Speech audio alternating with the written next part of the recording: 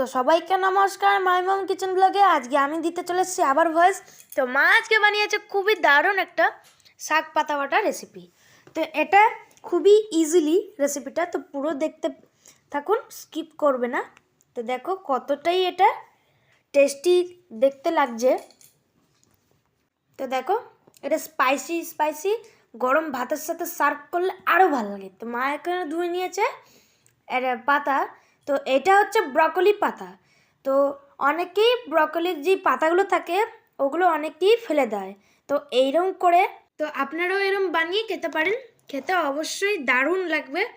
আর কমেন্টটা অবশ্যই বলবেন রেসিপিটা কেমন লাগলো, আর সাবস্ক্রাইবও করে দেবেন, আমাদের পাশে থাকবেন যাতে কি আমরা এগোতে পারি। তো মা এখানে নিয়ে নিয়েছে 7 কোয়া রসুন, 2টো লঙ্কা আর 2টো পেঁয়াজ। আপনারা যেরকম ঝাল খেতে পছন্দ করেন সেরকমই আপনারা দেবেন, মানে 2টো লঙ্কাই ইউজ করবে। আপনারা পেঁয়াজটা চাইলে দিতেও পারেন, নাও দিতে পারেন, সেটা আপনাদের ইচ্ছা। তো মা এবারে গ্রাইন্ডারে পিষে নেবে। শাকটা সেদ্ধও হয়ে গেছে, সেদ্ধও বসিয়ে দিয়েছিল। এখানে মা গ্রাইন্ডারে শাক আর হচ্ছে রসুন আর হচ্ছে লঙ্কা আর এখানে দিয়ে দিয়েছে কালো জিরে। এবারে এটাকে মিহি করে নেবে গ্রাইন্ডারে মিক্স করে। তো এটা মিহি হয়ে গেছে দেখো। এবারে মা এখানে কুচি করে পেঁয়াজটা কেটে দিচ্ছে।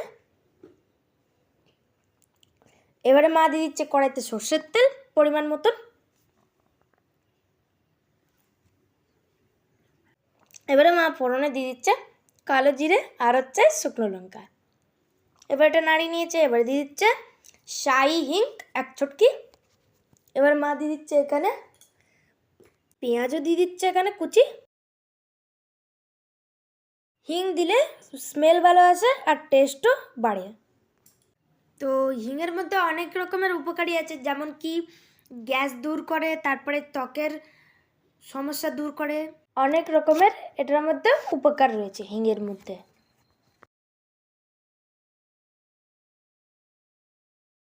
এবার দিয়ে দিচ্ছে একটু বিট নুন, এটাতে কি আরও বেশি টেস্টি হয়ে যায়। এবার একটু নাড়িয়ে চাড়িয়ে নেবে।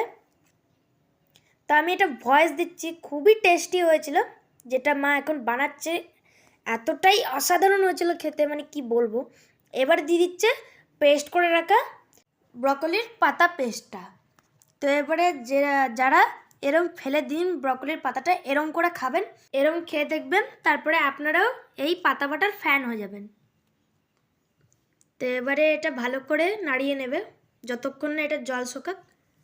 এবারে দিয়ে দিচ্ছে একটুখানি পরিমাণ মতন চিনি। আপনারা চাইলে দিতেও পারেন, নাও দিতে পারেন। তো এটা দিলে একটু টেস্টটা বাড়ে, যেহেতু থেকে এটা শাক জাতীয় জিনিস। তো দেখো দেখেন এবারে এটা জলটা একটু শুকিয়ে শুকিয়ে এসছে, তো পুরো এটা রেডি হয়ে গেছে।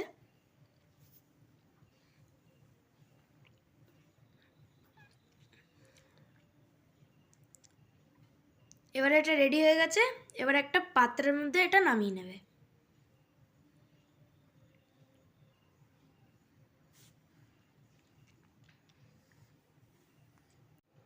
তো দেখো এটা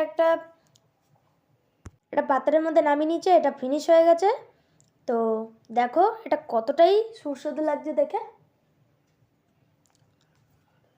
গরম গরম ভাতের সাথে এটা জমেই যাবে এই শীতের দিনে।